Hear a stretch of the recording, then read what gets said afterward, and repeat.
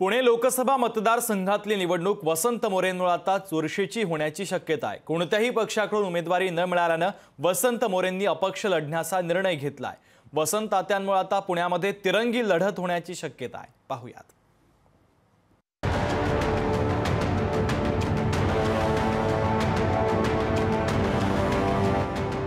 पुणे लोकसभा मतदारसंघात भाजपनं मुरलीधर मोहोळ यांना उमेदवारी जाहीर करून प्रचारात आघाडी घेतली आहे। लढत एकतर्फी आहे, काही चिंता करू नका।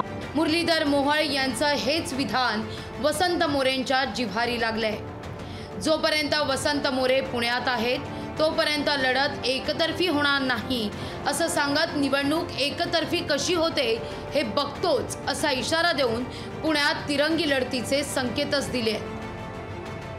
मी निवडणूक लढणार या विषयावरती मी स्टिक होतो, मी ठाम होतो आणि आज सुद्धा मी त्याच विषयावरती ठाम आहे। त्यामुळे वसंत मोरे निवडणुकीला असताना कोणतीही निवडणूक पुणे शहरामध्ये एकतर्फी होणार नाही याची मी खात्री देतो।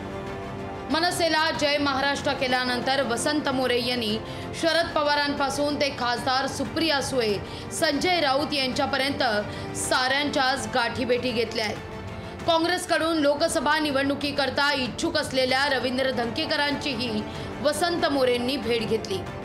मवियाकडून तिकीट मिळेल अशी अपेक्षा असतानाच रवींद्र धंगेकरांचं नाव काँग्रेसकडून जवळपास निश्चित झाल्यानं वसंत मोरेंची तिथली संधी हुकली आहे।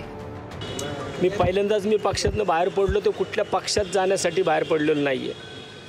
मुळात मी ज्या विषयावरती स्टिक आहे, मी निवडणूक लढवणार तर 100% वसंत मोरे निवडणुकीच्या रिंगणात असणार। रवींद्र धंगेकरांना काँग्रेसकडून उमेदवारी मिळण्याचं चित्र असल्यानं दोन जुने मित्र आमने सामने उभे ठाकतील अशी परिस्थिती निर्माण झाली आहे। यावरही वसंत मोरेंनी थेट सांगूनच टाकलंय, दोस्तीत कुस्ती झाली तरी ती नोरा होणार नाही, ती चितपटच मारणार। वसंत मोरे आता पुण्यातून अपक्ष लढण्यावर ठाम आहेत। तिरंगी लढतीत वसंत मोरे कोणाकोणाला डॅमेज करू शकतात ते पाहूया। वसंत मोरे अपक्ष लढल्यास महाविकास आघाडीला फटका बसू शकतो। मराठा असल्यानं मराठा समाजाची मतं वसंत मोरेंकडे वळू शकतात। मुरलीधर मोहोळही मराठा असल्यानं मतविभागणी होण्याची शक्यता नाकारता येत नाहीये। पुण्यात 6ही विधानसभा मतदारसंघात वसंत मोरेंची चांगली प्रतिमा आहे। दांडग्या जनसंपर्काचा फायदा वसंत मोरेंना होण्याची शक्यता आहे। 1951 पासून आजवर झालेल्या लोकसभेच्या 17 निवडणुकांमध्ये पुणेकरांनी विविध राजकीय विचारांना पसंती दिल्याचं दृश्य आहे। या निवडणुकात सर्वाधिक म्हणजेच 9 वेळा काँग्रेसचा उमेदवार विजयी झालाय। मात्र पुण्यानं प्रजा समाजवादी पक्ष, संयुक्त समाजवादी पक्ष, जनता दल या पक्षांनाही निवडून दिलंय। काँग्रेसचा देशात दबदबा असतानाच्या काळातही भाजपच्या अण्णा जोशी यांनी 1991च्या निवडणुकीत पुण्यातून विजय मिळवला होता। त्यामुळे तिरंगी लढत झाल्यास मोहोळ आणि धंगेकरांना वसंत मोरेंचं थेट आव्हान असणार आहे। अमोल धर्माधिकारी, लोकशाही मराठी, पुणे।